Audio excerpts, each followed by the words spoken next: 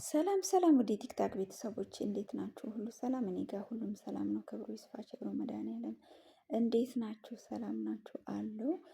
እና እንግዲህ ደስ በሚል ሁኔታ ለወንድማችን ለዘማሪ ገብረ ዮሐንስ እንግዲህ ቻሌንጅ ሊጀመር ነው እና በጣም በጣም ደስ ብሎኛል በበኩሌ ማለት ነው።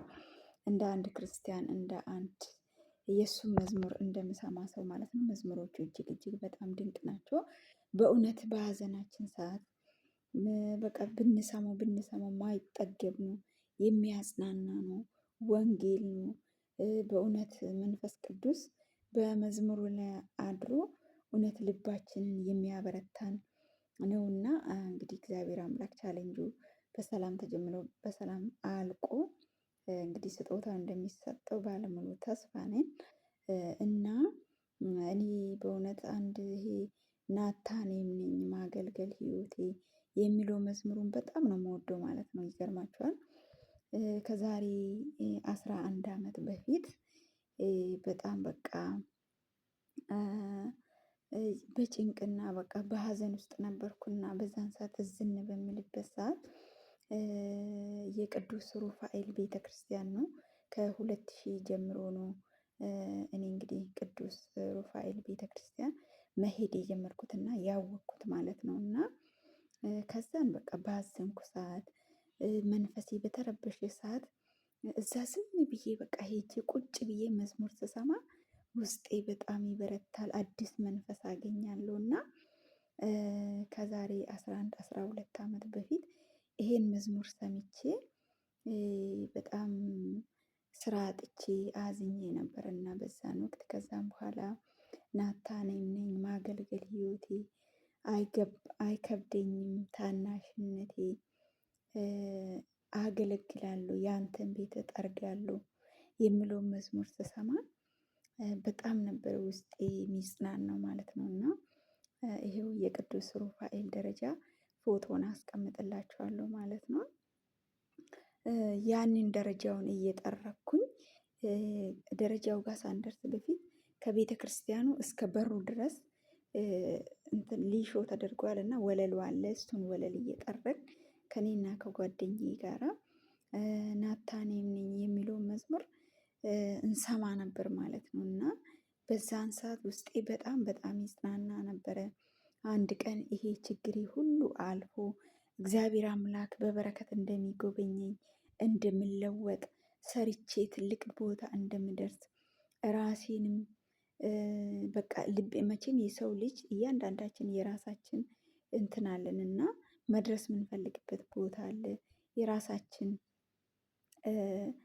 እንትን አለን ማለት ነው፣ ግብ አለን ማለት ነው። የሆነ ነገር ላይ ለመድረስ እና ልቤ በጣም በቃ ተስፋ ያደርግ ነበረ።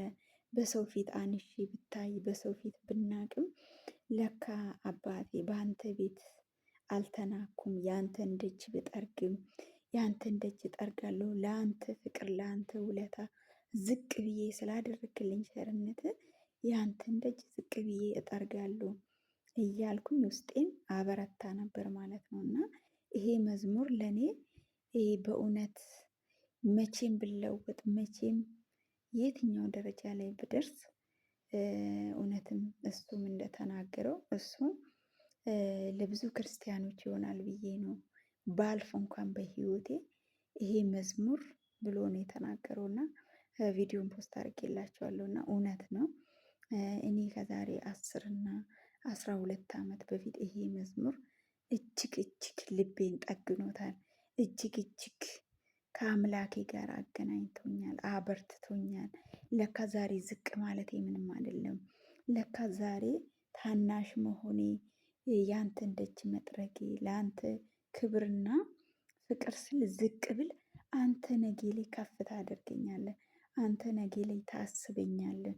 ከዚህ እንደዚህ ድህነት ካቆረቆዘኝ እንደዚህ ዝቅ ካልኩበት ቦታ ነገ እለወጣለሁ፣ ከራሴ አልፌ ሰውን የምረዳ ሰው ሆናለሁ ብዬ ውስጤ ላይ እንትን ነበረ ማለት ነው።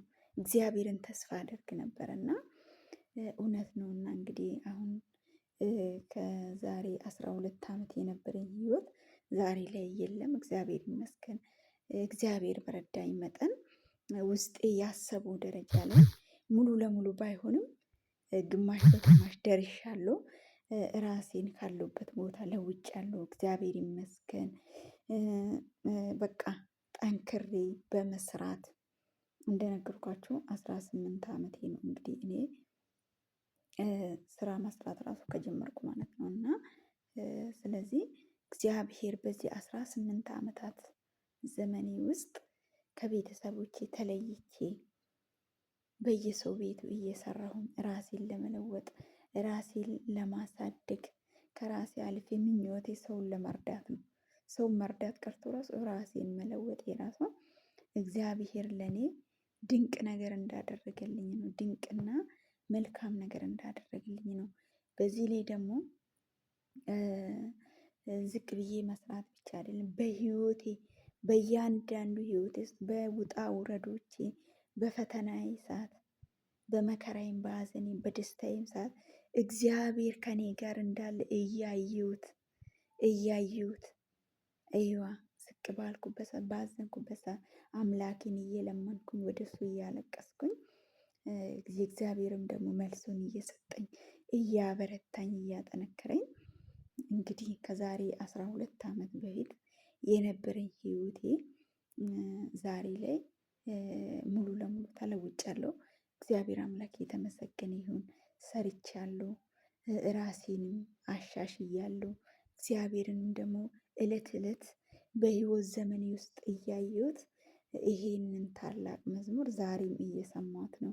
ድል አለ በስምህ፣ ድል አለ በቃልህ፣ ተራራው ይናዳል አማኑኤል ስል በከበደኝ ሰዓት ፈተና ሁሉም ነገር ሁሉም መዝሙሮቹ ስሰማ ያጽናኑኛል፣ ይጠግኑኛል እና ለዘማሪያችን ዝማሬ መላእክት ያሰማልን። እንግዲህ እግዚአብሔር አምላክ መንግስቱን ያውርስልን። ይሄ መዝሙሮች ለልጅ ልጆቻችን ለሚመጣ ትውልድ መቼም አይረሳ ነው። እኛም እስከ ዕለተ ሞታችን የምንሰማው መዝሙር ነው። ህይወት የሆነ መዝሙር ነው። ሌሎችም ዘማሪያኖች እንግዲህ ይሄ ቻሌንጅ እንደሚቀጥል ተስፋ አድርጋለሁ።